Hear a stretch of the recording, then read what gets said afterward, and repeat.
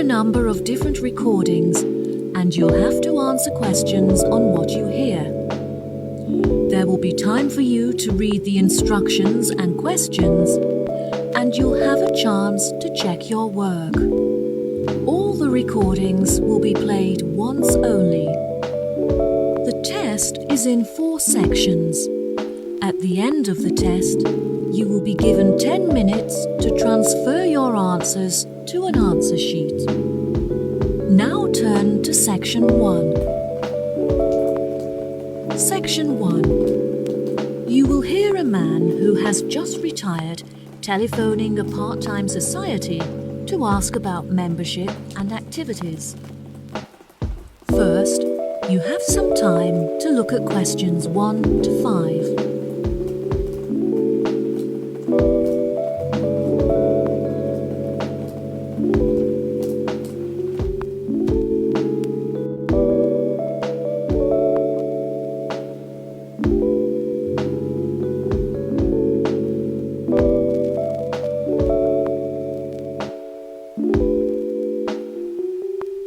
You will see there is an example that has been done for you. On this occasion only, the conversation relating to this will be played first. Hello, this is the Leighton Society. How can I help? Oh, hello. I'm just phoning you because I'm interested in becoming a member of your society, and I was wondering if you could give me some more information. The name of the society is Leighton, so Leighton has been written in the space. Now we shall begin. You should answer the questions as you listen, because you will not hear the recording a second time. Listen carefully and answer questions 1 to 5. Hello, this is the Leighton Society. How can I help? Oh, hello. I'm just phoning you because I'm interested in becoming a member of your society, and I was wondering if you could give me some more information. Of course. What would you like to know? Well, first of all, I'd like to know where you hold the club meetings, as I'm not very mobile anymore, and I'm looking for somewhere that's within walking distance of my house. Are you still down at the old boathouse? No, we moved away from there a while ago. Meetings are now held at the clubhouse. Oh, brilliant. That's only 5 minutes from me. Do you require members to have any skills or experience? No, there is no experience required. We have plenty of female singers and actresses, but we don't have many men who can play the male roles. We are looking to resolve this, and are especially interested in recruiting male actors and singers. I've never sung professionally, but I'm very keen on it, and I've been told that I'm talented, so I think this would be a good fit. Do you organise coaches to transport members to practice at the theatre? Unfortunately, the club does not have sufficient funds to organise transportation, though this is something we are working towards. We are currently looking for members who can drive so that we can organise car sharing. Members who are able to shuttle people in their cars will obviously be compensated for their petrol usage. I don't drive, but I'd be happy to contribute some money in order to use the shuttle services. Yes, that is no problem. Are you aware of when the meetings take place? No, I couldn't find the meeting times on your website. We hold meetings from 6 to 8 p.m. every Tuesday. Ah, that's lucky. I go to a debating club every Wednesday, so I'm glad that it's on a different night so I can attend both. Do you operate year-round? We used to close during December for the Christmas period, but we found that a lot of members wanted to continue their practices during this time.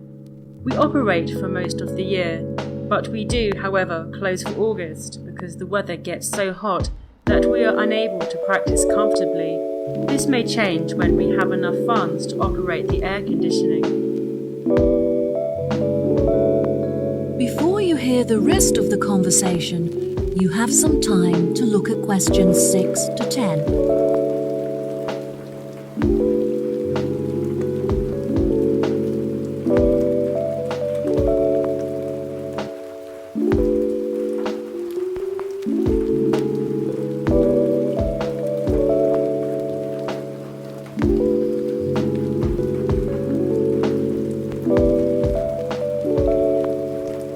Now listen and answer questions 6 to 10. Okay. I also wanted to ask how much the membership fee is and what is included with it. Our membership fee is inexpensive and it includes many benefits that certainly make the costs worth it.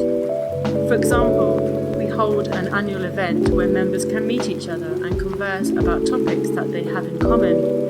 We find that this is very popular as the dinner is truly superb and included with your membership fee. Wow, that sounds great. And how much does membership cost?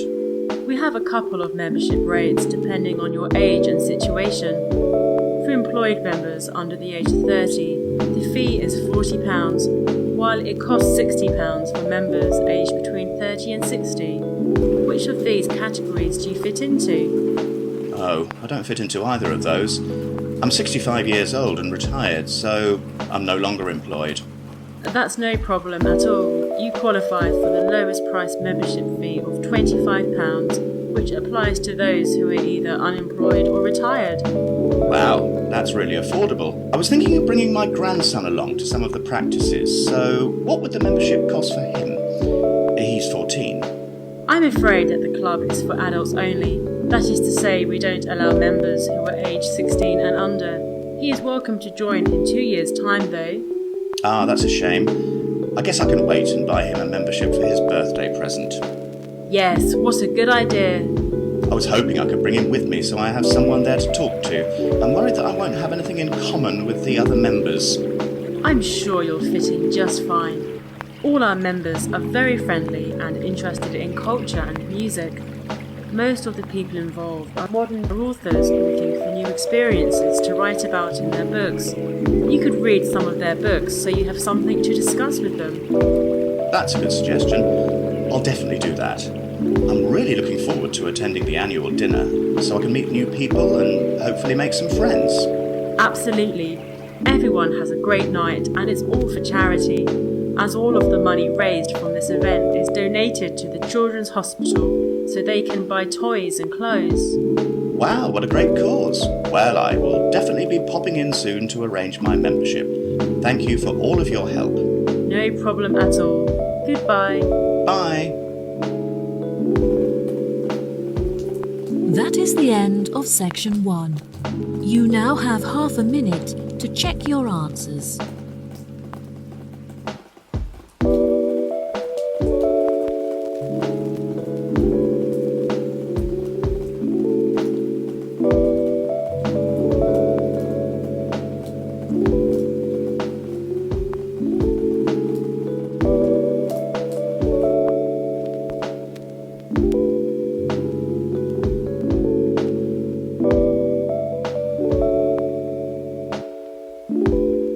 Now turn to section 2.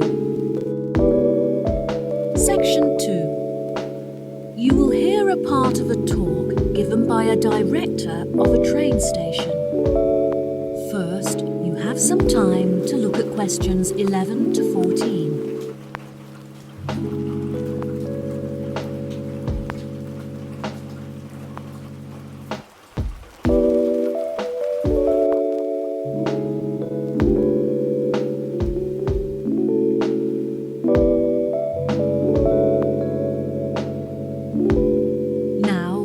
Carefully and answer questions 11 to 14. Hello, and thank you for attending this meeting. I have called it to discuss station matters, as there have been a number of changes made, and I want to ensure that you are all filled in. Well, as I'm sure you will all have heard, there are plans underway to make some alterations to the station complex. Though we did the reconstruction work that occurred last year, from the data collected this year, we have learned that our station is too small to cope with a large number of visitors passing through it on a daily basis. However, relocation is unnecessary, which means you, our staff, will be unaffected and can continue with your work as normal. We have decided that our only option is to make the area bigger by building new platforms and new facilities, such as cafes and lounge areas. We have already purchased the site on which these new facilities will be constructed. We had initially planned to build on the site of the old industrial buildings. However, tests carried out on the soil and water showed that it was too highly contaminated with waste from the industrial processes. Instead, we have purchased the site just across the road, on which there used to be a lot of houses that were later converted into shops. These buildings will, of course, be demolished to make room for our new facilities. What is going to be built on this new site? I see you thinking to yourselves. There have been a lot of ideas put forward by all the parties involved. Initially, the station had planned to use the site as a car park. However, we decided this would be a very unsatisfactory way to occupy the space. Instead, we have hired an architect who has an exciting vision to transform the site into a large leisure centre complete with cafes, shops and a lounge where visitors can relax. We hope that this new complex will attract many visitors, not just from the station but also from the apartment blocks in the nearby town centre. As part of the construction works, we are also going to create new formal gardens where visitors can enjoy the greenery and sit outside in the fresh air. The new leisure complex will be located to the right of the shopping district, so these formal gardens will serve as a meeting place for pedestrians. Before you hear the rest of the talk, you have some time to look at questions 15 to 20.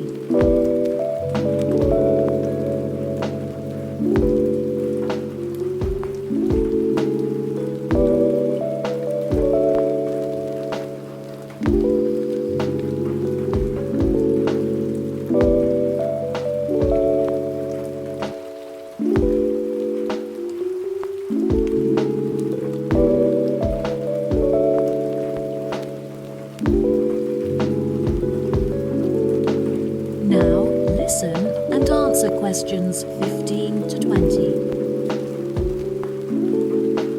Now, I'm delighted to be able to introduce you all to the plans for our new complex. So if you could please focus your attention on the maps in front of you. We will start at the main entrance and make our way towards the cafe, which is located behind the wall that we can see directly in front of us, just next to the rear entrance. In this position, the cafe is obscured from the entrances, which will keep the space warm and also create an intimate atmosphere. Once visitors arrive at our station, they often need further transport in order to reach their homes. Therefore, we have introduced a taxi rank with its own waiting area. In order to reach these facilities, the visitors must simply leave the complex via the rear entrance and turn left. Visitors who have travelled to the station by car can leave it in the car park for a small fee, which is located just outside of the rear entrance to the right. At present, our station does not have an internal seating area for passengers, so they are forced to wait for their trains outside on the platforms, which can be particularly unpleasant during the winter. We have, therefore, decided to introduce a passenger waiting area inside the new complex to the right of the rear entrance, with comfortable seating where passengers can pass the time comfortably in the warmth. As this space is a distance away from the station, we have also proposed a waiting area for wheelchair users that is closer. As visitors enter through the main entrance, this space will be located behind the wall to their left. Finally, we have also decided that it would be a great idea to introduce a new tourist office, where visitors can get maps and information on our wonderful town. We want this new office to be easily accessible, so visitors entering through the main entrance will find it directly to their right. Now, I think that's all I have to tell you. Please feel free to ask any questions if you would like to know anything else. That is the end of section 2. You now have half a minute to check your answers.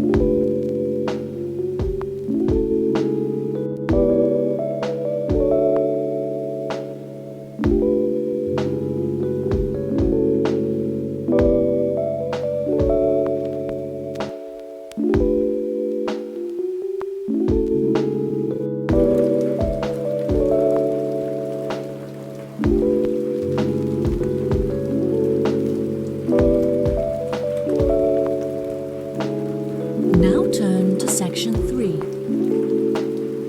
Section 3.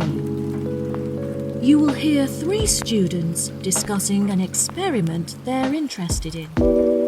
First, you have some time to look at questions 21 to 25.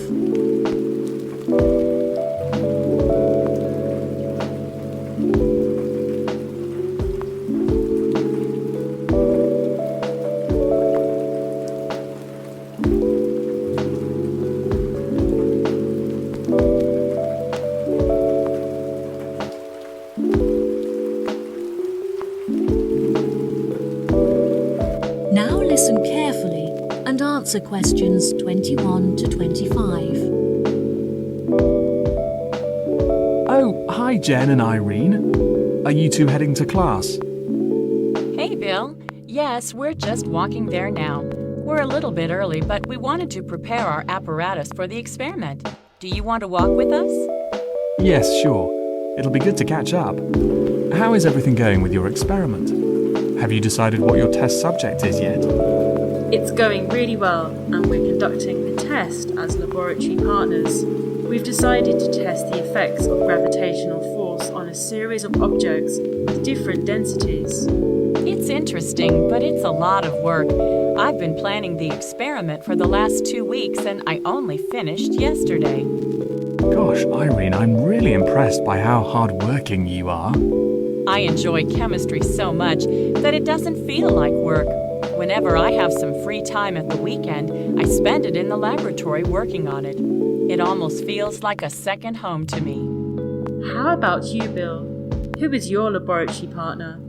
The tutor partnered me with Kim. At first I was worried because I've never worked with him before, and I was worried that he wouldn't be very good at laboratory work. But actually, he's very capable. I've noticed that he's always very well dressed. Yes, he's very stylish, and we share the same tastes in clothes. That doesn't stop him from getting his hands dirty, though. He's a very hard worker and makes a significant contribution, which I'm really grateful for. It's good that you get on well with your partner. It makes the experiment so much more enjoyable when you work well together. What do you think of the other people in our group? A lot of the boys are really good at maths, which is really helpful with all the calculations we have to do. Irene is good at maths as well, which makes her contribution really useful because she can do all the equations. I take care of all the writing because Irene finds that difficult. We'd probably fail without each other's help. That's true. I'm so glad that we're nearly finished. Only because you finished the data analysis. Oh, Jen, you give me too much credit. I'm so glad that I didn't get partnered with Linda again. Jen and I were grouped with her for our last experiment, and it was a nightmare. Yes, she always submitted her work on time for the group work, but she never had her phone on her, so it was impossible for anyone to keep in touch with her and vice versa. Her attitude was pretty annoying, but in all fairness, she was a very hard worker because she realised the amount of work needed to get a high score. Jen is such a hard worker. In fact, she has been invited to work on the professor's personal project.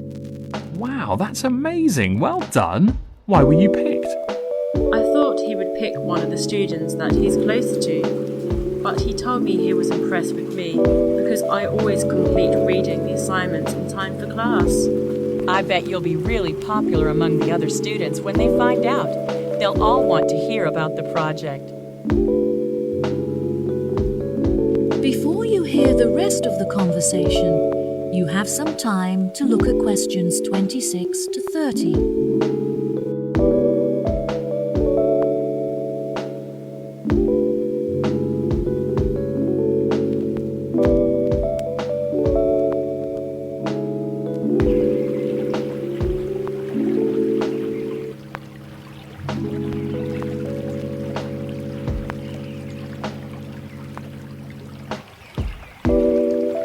Now listen and answer questions 26 to 30.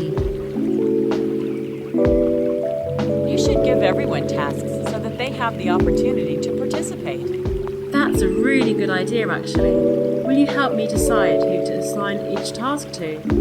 Of course. Now let's see. Well, as Irene finds writing difficult, perhaps it would be useful for her to practice that by doing the bibliography. I think the bibliography is a bit long for me. I think I'd be better suited to the methodology. Yes, that makes sense. Bill, you've told us that Kim is a hard worker, so I think he should be tasked with the conclusions, as there is quite a lot of effort involved. Okay, sure. I know that Kyle hasn't been feeling well, so he should take care of the abstract and the acknowledgement, because there is very little work to be done for those tasks. Jen, do you want to review some of the literature? It's a lot of work, but I know that you really enjoy writing, so I'm confident that you'll do a good job. Sure, sounds great. Right. So that leaves the bibliography and the discussion to assign. I think that Linda will struggle with the amount of work involved in the referencing, so perhaps I should take care of that task, and she can do the other one? That's great, guys. Thanks for your help. I'll tell the tutor when he arrives. That is the end of section 3. You now have half a minute to check your answers.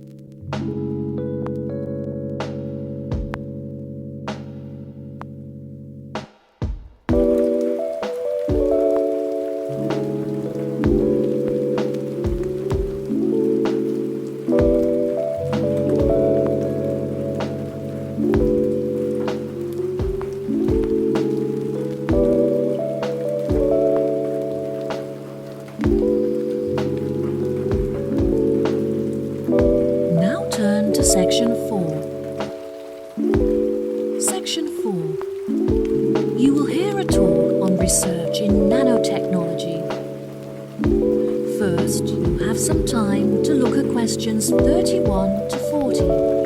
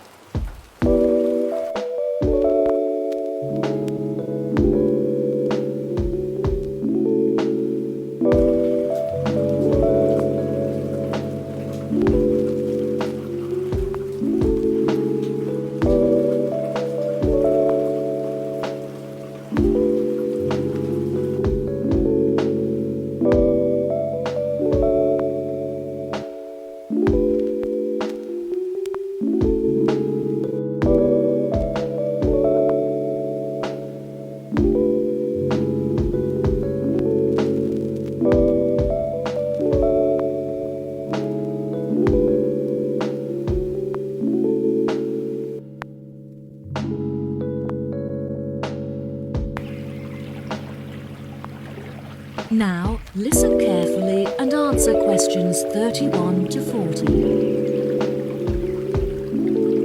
Good morning, everyone. Welcome to the second lecture in our series on modern technology.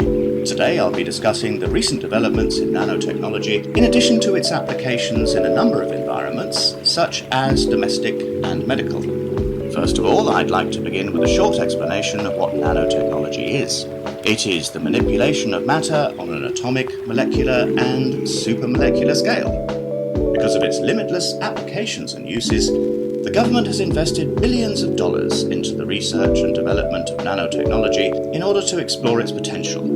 It is only recently that we have been able to engage in the development of nanotechnology, since the particles are so minuscule that a new type of microscope had to be invented to enable us to see them. Many of you may not realize that we all use nanotechnology in our homes as a part of our daily lives. For example, a new dietary supplement uses nanotechnology in order to help our body to absorb iron from our diet more efficiently, which can help to prevent anemia. This technology also makes it easier and cheaper for factories to produce foods such as chocolates, as the nanomolecules help the food to meet our recommended daily intake of certain vitamins and minerals. This may sound odd, but in fact it just means that the food is healthier and cheaper and has increased flavour. Another application for nanotechnology is in the agriculture industry.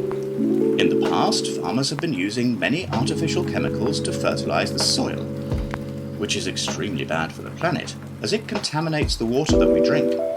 By using nanotechnology, scientists have been able to develop a spray which increases the efficiency of fertilizers that occur naturally in the soil. This means that a lot more food can now be produced per square hectare, making it cheaper and more efficient to grow without harming the planet. One of the industries upon which nanotechnology has had the biggest impact is the production of pharmaceuticals. One of the most commonly occurring illnesses is food poisoning, as many foods have naturally occurring contaminants that can be harmful if eaten without being thoroughly cooked. Nanotechnology makes it possible for us to sterilize the food and make it safe to eat by killing these bacteria.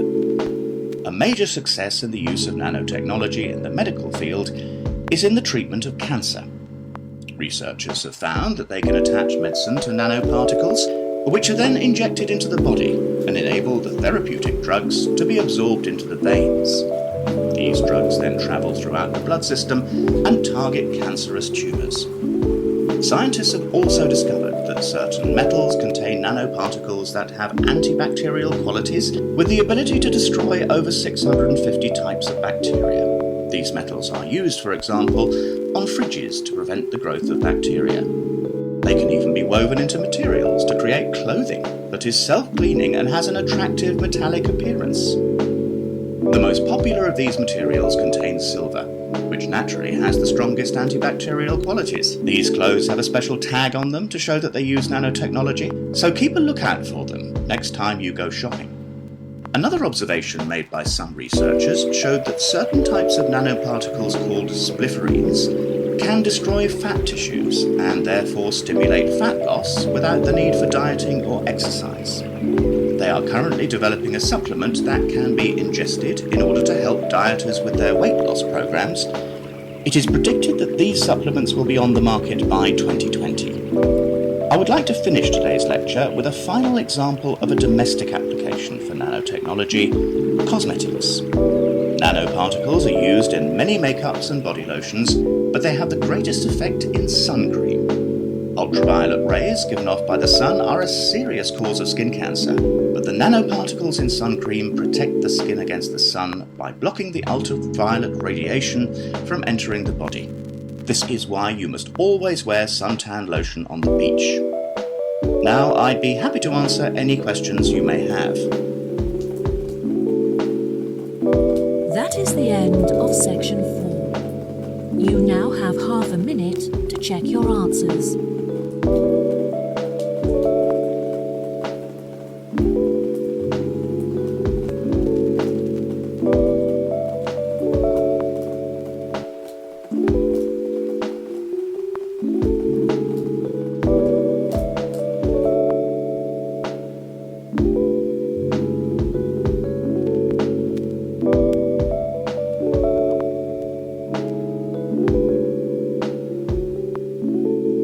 That is the end of the listening test. In the IELTS test, you will now have 10 minutes to transfer your answers to the answer sheet.